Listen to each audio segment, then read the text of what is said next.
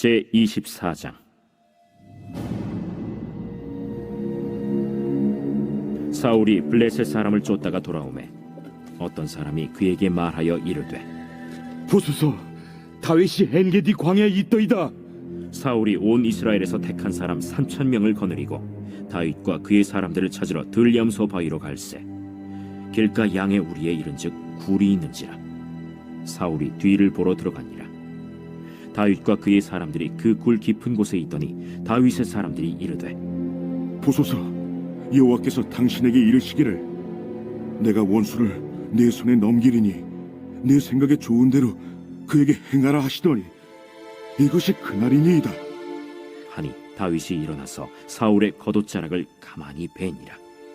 그리한 후에 사울의 옷자락 뱀으로 말미암아 다윗의 마음이 찔려 자기 사람들에게 이르되, 내가 손을 들어 여호와의 기름 부음을 받은 내 주를 치는 것은 여호와께서 금하시는 것이니 그는 여호와의 기름 부음을 받은 자가 됨이니라. 다윗이 이 말로 자기 사람들을 금하여 사울을 해하지 못하게 하니라. 사울이 일어나 굴에서 나가 자기 길을 가니라. 그 후에 다윗도 일어나 굴에서 나가 사울의 뒤에서 외쳐 이르되, 내 주 왕이여! 하매 사울이 돌아보는지라. 다윗이 땅에 엎드려 절하고 다윗이 사울에게 이르되, 보소서, 다윗이 왕을 해하려 한다는 사람들의 말을 왕은 어찌하여 들으시나이까? 오늘 여호와께서 굴에서 왕을 내 손에 넘기신 것을 왕이 하셨을 것이니이다. 어떤 사람이 나를 권하여 왕을 죽이라 하였으나 내가 왕을 아껴 말하기를 나는 내 손을 들어 내 주를 해하지 아니하리니 그는 여호와의 기름 부음을 받은 자이기 때문이라 하였나이다. 내 아버지여, 보소서, 내 손에 있는 왕의 옷자락을 보소서. 내가 왕을 죽이지 아니하고 겉옷자락만 베었은즉 내 손에 악이나 죄가가 없는 줄을 오늘 아실지니이다. 왕은 내 생명을 찾아 해하려 하시나 나는 왕에게 범죄한 일이 없나이다. 여호와께서는 나와 왕 사이를 판단하사 여호와께서 나를 위하여 왕에게 보복하시려니와 내 손으로는 왕을 해하지 않겠나이다. 옛 속담에 말하기를 악은 낙인에게서 난다 하였으니 내 손이 왕을 해하지 아니하리이다. 이스라엘 왕이 누구를 따라 나왔으며 누구의 뒤를 쫓나이까? 죽은 개나 벼룩을 쫓음이니이다. 그런즉 여호와께서 재판장이 되어 나와 왕 사이에 심판하사 나의 사정을 살펴 억울함을 풀어주시고 나를 왕의 손에서 건지시기를 원하나이다. 다윗이 사울에게 이같이 말하기를 마치매 사울이 이르되, 내 아들 다윗아, 이것이 내 목소리냐? 하고 소리를 높여 울며 다윗에게 이르되, 나는 너를 학대하되 너는 나를 선대하니 너는 나보다 의롭도다. 내가 나 선대한 것을 오늘 나타낸다니 여호와께서 나를 내 손에 넘기셨으나 내가 나를 죽이지 아니하였도다. 사람이 그의 원수를 만나면 그를 평안히 가게 하겠느냐? 내가 오늘 내게 행한 일로 말미암아 여호와께서 내게 선으로 갚으시기를 원하노라. 보라, 나는 내가 반드시 왕이 될 것을 알고 이스라엘 나라가 내 손에 견고히 설 것을 아노니 그런즉 너는 내 후손을 끊지 아니하며 내 아버지의 집에서 내 이름을 멸하지 아니할 것을 이제 여호와의 이름으로 내게 맹세하라. 하니라. 다윗이 사울에게 맹세하매 사울은 집으로 돌아가고 다윗과 그의 사람들은 요새로 올라가니라.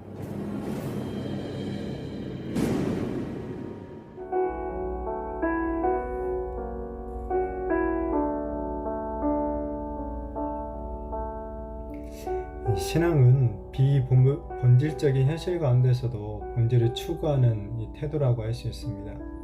일상에서 본질에 집중하면서 살아갈 때 이 비본질에 집착하려는 유혹을 극복할 수가 있게 되죠. 오늘 다윗도 본질에 집중하고 있는 것을 보게 됩니다. 다윗이 본질을 추구하자 이 본질에 사로잡혀 있었던 이 굳은 사울의 마음까지도 이 감동을 받게 되는 것을 보게 됩니다. 블레셋과의 전쟁에서 돌아오자마자 사울은 또다시 다윗을 추격하죠. 다윗이 엔게디에 있다라는 소식을 들은 사울은 3,000명이라는 군사들을 이끌고 다윗을 또 잡으러 갑니다. 다윗을 추격하던 중에 이제 용변을 보기 위해서 사울이 홀로 한 굴에 들어가죠. 그런데 마침 그 굴 깊은 곳에 이 다윗의 일행이 숨어 있었습니다. 이에 이제 다윗의 사람들이 사울을 제거할 수 있는 아주 절호의 기회가 왔다라고 하면서 다윗을 부추기죠. 그런데 다윗은 이 사울 몰래 그의 그 겉옷자락만을 가만히 베죠. 그렇지만 다윗은 기름 부음 받은 사울의 옷자락을 벤 것 이것까지도 마음에 찔림을 받아요. 그러면서 여호와의 기름 부음을 받은 왕을 치는 것은 이 여호와께서 금하시는 것이다 라고 말하면서 아무도 이 자신 포함해서 그 부하들 그 누구도 사울을 해치지 못하게 하죠. 사실 이 부하들의 말대로 하나님께서 원수를 손에 붙이셨다라고 해서 얼마든지 그것은 이제 정당화해서 사울을 죽일 수 있었습니다. 그러나 다윗은 그런 자의적인 어떤 해석과 어떤 편의적인 적용을 갖다가 거부하죠. 그러니까 하나님의 뜻을 빙자해서 자신의 사사로운 복수를 하지 않는 거죠. 대신 다윗은 요나단과 맹세한 것처럼 하나님의 원수는 이 하나님께서 심판하시도록 맡겨버리죠. 그렇죠. 복수는 하나님의 권리다라고 성경은 분명히 말하고 있습니다. 그러니까 하나님을 믿는 우리들에게 사실 복수할 권리가 없는 거예요. 따라서 아무리 내가 원하는 것을 얻을 수 있는 어떤 절호의 기회를 맞았다고 해도 우리는 함부로 복수를 행한다던가 또한 그것을 얻어내려고 그렇게 해서는 안 된다는 거죠. 자, 그렇지만은 또 뭡니까? 다윗처럼 이런 절호의 기회를 스스로 포기하는 일, 특히 복수의 어떤 기회를 포기한다는 것, 이건 정말 쉬운 일이 아니죠. 이것은 하나님을 향한 온전한 신뢰가 없이는 정말 불가능한 일인 것입니다. 세상적인 관점에서 보면 다윗은 지금 너무나도 어리석은 사람처럼 보이죠. 절호의 기회를 자기 발로 차버린 바보와 마찬가지일 것입니다. 그러나 다윗의 관심사는 이런 사울을 제거하는 것, 사울을 제거해서 자신이 왕이 되는 것, 이런 거에 있는 게 아니었죠. 다윗의 최고 관심사는 자신이 하나님의 마음에 합한 사람이 되는 것에 있는 거예요. 다윗은 이미 기름 부음을 받은 왕이었죠. 그리고 왕위에 오르는 이 시기와 방법, 자기 자신이 정하는 것이 아니라 바로 진정한 왕이신 하나님께서 정해주신다라는 사실을 알고 있었던 거죠. 그렇기에 자신이 형통하든지 고난 가운데 있든지 그것은 사실 다윗에게 그렇게 중요한 것이 아니었다는 거죠. 그러니까 고난을 없애는 것이 목적이 아니라 그 어떠한 상황 가운데서도 오직 하나님만을 순전하게 바라보고 정말 하나님만을 의지하는 하나님의 마음에 합한 사람이 되기를 추구하고 있었던 것입니다. 자, 사울이 이제 굴 밖으로 나가자 충분한 거리가 확보되었을 때 다윗이 뒤에서 사울을 향해 외치죠.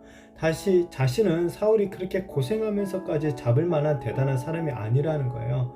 자신은 죽은 개나 또 그 개에 붙어 사는 벼룩 정도에 불과하다라고 철저하게 자신을 낮추죠.